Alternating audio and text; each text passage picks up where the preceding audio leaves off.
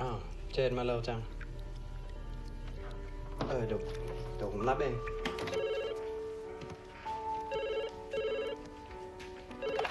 ฮัลโหลโหทางเดี๋ยวนี้เจนเข้าไปตอนบ่ายๆนะ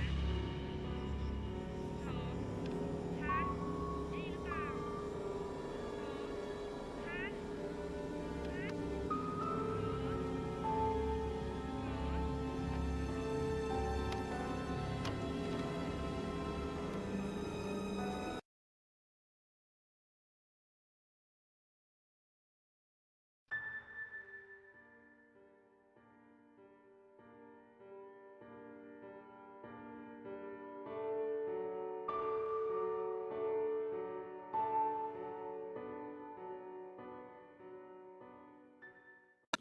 Hello everybody and welcome back to another episode of the 31 Nights of Halloween Horror Rainbows from Hell. Yes, I am well rested and energetic and ready for episode number 10. Yes, episode number 10.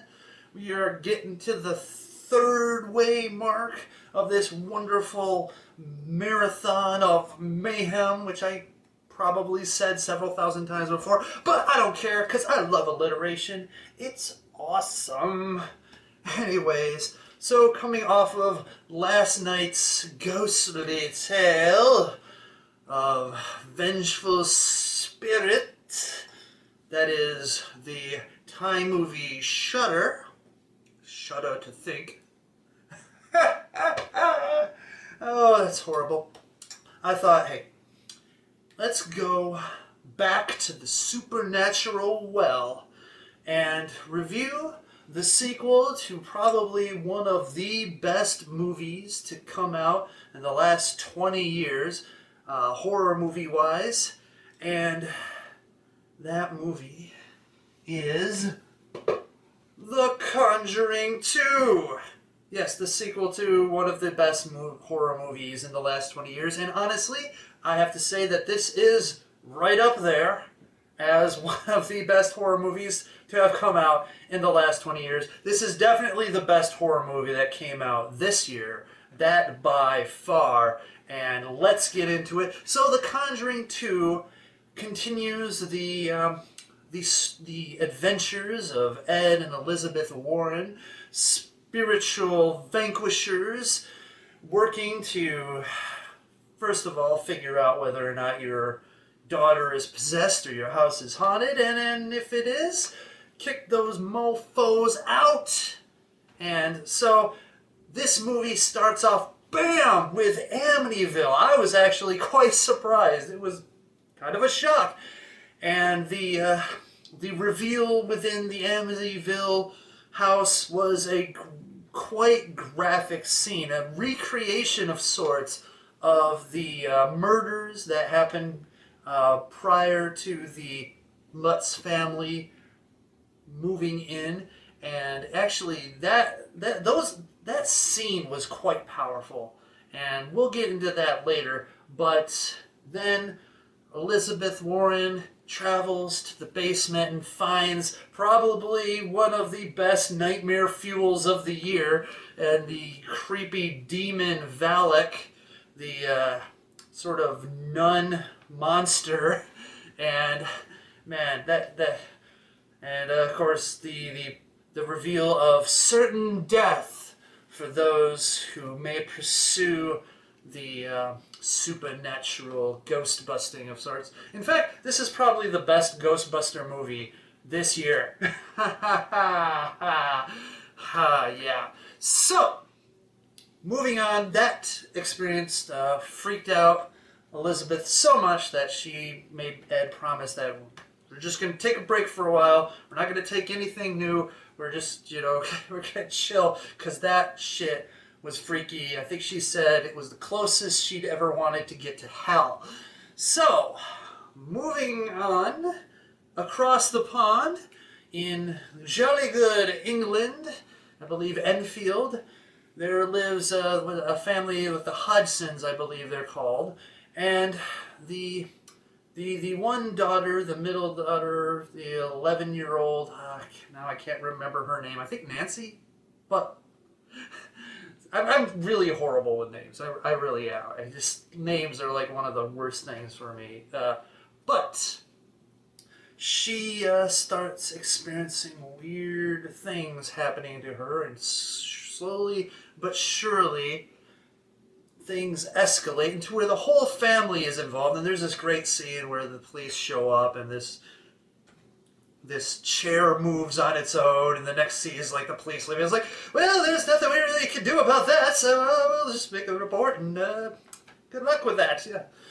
So they're freaking out. They get the attention of some television reporter and a paranormal researcher who recently, well, I don't know if it was recently, but he had lost his daughter in a car accident, and he felt like strange things happened to him, and that maybe his daughter was trying to speak to him. And so he's been really, really curious in the paranormal, and kind of like how Fox Mulder in the X-Files wants to believe because of what happened to his relative. Same thing for this guy. Anyways, they reach out to the church, and the church reaches out to Ed and Elizabeth Warren. And of course, because of the whole firestorm of Amityville and hoaxes, the church is really kind of like, well, we want you to check this out because we don't want to get involved, because if it turns out to be a hoax, it's bad. It's a bad PR for the church. It makes everything look bad, and it's harder for them to do good work when stuff like that is happening, because then people think, oh, they're just abusing the church, and all kinds of politics involved in things like that. The Warrens, reluctant, but they feel that, hey, we cannot turn away a family in need. And it shows, their goodness to overcome their fears, and they decide to go over to England and help them out. And what follows is your standard sort of horror investigations where they interview the people, they record things, they set up cameras, and through the entire ordeal, strange things happen. We had a little twist and turn toward the end, and a very climactic, intense-filled, how you would say, final act ensues. And honestly, it is a movie that just, when you're watching it, you're just enthralled. It does a great job of creating great atmosphere. Honestly, that house, the way they made the house, is that house was kind of dingy and run down and kind of in a little bit of disrepair. When you compare that to the other scenes outside of the house, other people's homes, they're like bright and cheerful, and they don't feel as dark and dank, but everything in that house is dark. It's rainy England where the sun never shines, apparently. And I love that they did that, because it did create a great sense of mood and eeriness. And unlike, one of my complaints about last night's film, Shudder, is that it took a little bit too much time to create the mood and the atmosphere. Well, this one, it did it, and it really hit it off the bat and continued to give you things so that the movie didn't seem slow. I mean, there's not a lot of action in this movie, but there is enough content going on that it keeps you interested, it keeps you locked in, and the tension in the scenes are just so great. Probably not as great as the original. The original one was just a clinic on creating tension, but this one, very solid. So let's get to those scores. So violence and gore, I'm giving it a 3 out of 5, and most of it is because of that opening scene in the Amityville house.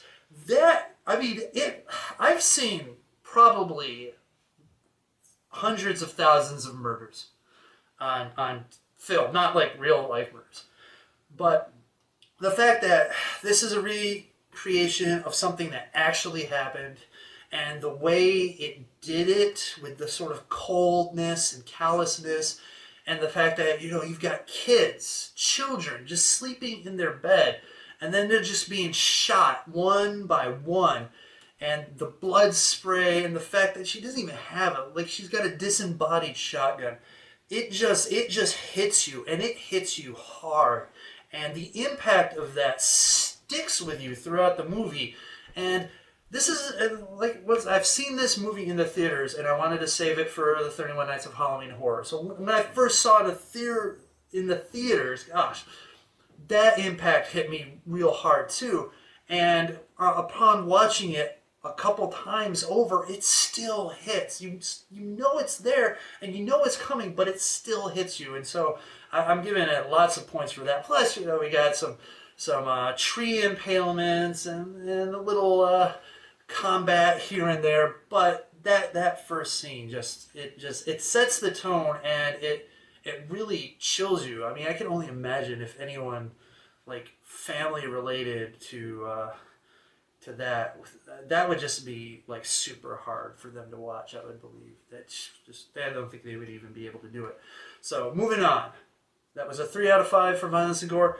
3.5 out of 5 for the shock value. Yes, now Conjuring 1 got a 4. I'm giving this a little bit less of a score because it wasn't as intense. But yes, there are quite a bit of jump scares and shocks. Like I said, the Amityville shocks are there. The scenes with that demon nun, oh my goodness. Especially in Ed's office when Lorraine's like, you know, hearing weird things, and just the portrait. See, like Ed, he had a nightmare and he decided to paint a portrait of this thing. I wouldn't have. Or if I would have, I would painted it and then burnt the damn thing. But whatever, that just was freaky as all hell. So solid 3.5 out of 5. Acting, I'm giving this a 4 out of 5. The first one had a little bit problems with the unevenness of the acting, and I thought that this one was thoroughly great throughout. All of the characters I found believable and compelling, and just the characters of Ed and Lorraine Warren are just so charismatic and emotional, and you believe them. You believe them, and you feel for them. There is a lot of emotion in their performance. And you know, some people might say, well, the character Ed is a little wooden. I don't think so. I didn't really think so at all. There is a scene in the movie where, well, actually, let me talk about that when I get to plot, which is the next one. Plot, I'm giving this a 5 out of 5. This is definitely an improvement over the original Conjuring, which I thought was well executed, but a bit cliche. The fact that there are these this little twist and turn and this sort of interesting thing that happens about almost toward the end of the movie, which really, really surprised me and made the movie feel a lot more brilliant. But plus, there is this narrative throughout the film about just the love and sort of oneness of Ed and Lorraine Warren. How they are a team, and they are stronger because of each other.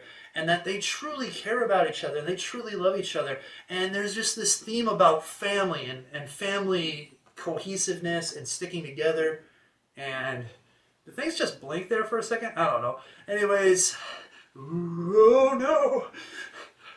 And so there's this scene in the movie where Ed Warren picks up a guitar and starts singing an Elvis song. I don't know the actual name of the Elvis song, but I mean, it's the one where he goes, "I can't help falling in love with you." Anyways, and that scene was so powerful. I mean, in the middle of this horror movie, we get this moment of like just reality and love. And yes, it's a little silly because he's trying to do his best Elvis impression. And it struck me when I watched that scene, and watching it over again, it really did. It stuck with me, and it hit an emotional part of me. That's really something that doesn't really happen a lot in horror movies.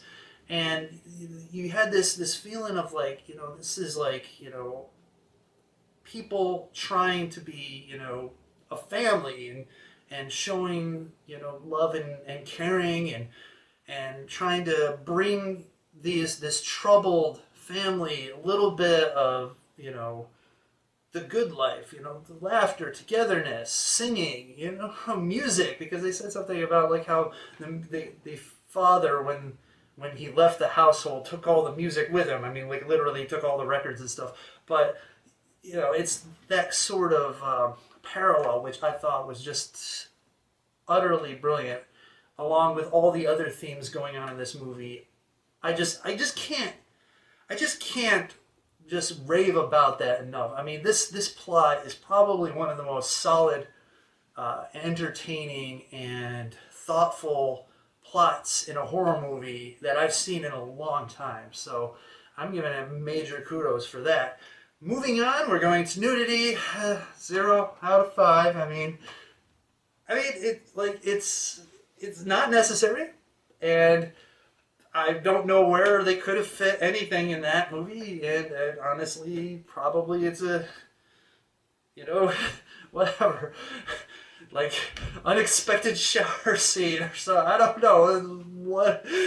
know, like, it doesn't need it, which is kind of weird for me saying it, but once again, you got that solid core, and this ice cream flavor is definitely something like, peanut butter, caramel swirl, as opposed to just plain vanilla. So 0 out of 5. Enjoyment factor, 5 out of 5. I thought watching it a couple times over, I would start to get kind of like about it, but it just kept being enthralling. I kept liking to be in that world. I'm kind of almost like a wannabe, hanging out with Ed and Elizabeth Warren. I know like Ed's, I believe, passed on now, but you kind of want to be there because it's so interesting, and that world is just fascinating to me, and the movie itself is fascinating. The plot works, the acting works, the tension works, the scares are solid. So yeah, thoroughly enjoyed. 5 out of 5. And my overall impression is a 4.5 out of 5. The same score I gave to the original Conjuring, even though I say the Conjuring is probably just a little bit better, scare-wise. But this movie is altogether excellent and deserves to be up there in those high score range. So 4.5 out of 5. That averages out to 3.6 out of 5, which is actually a higher average than the original Conjuring, probably because of the boosted scores with the violence and the plot.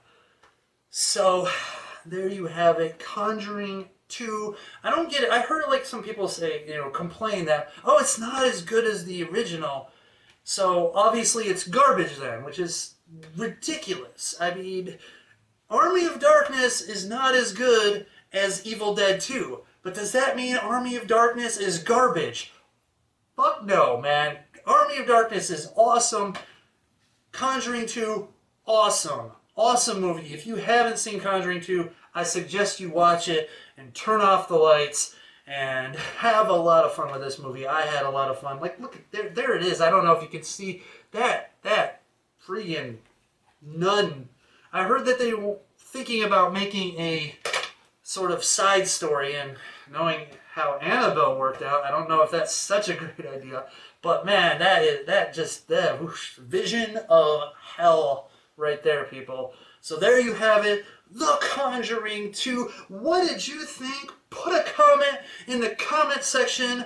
Seriously, someone put a comment in the comment section.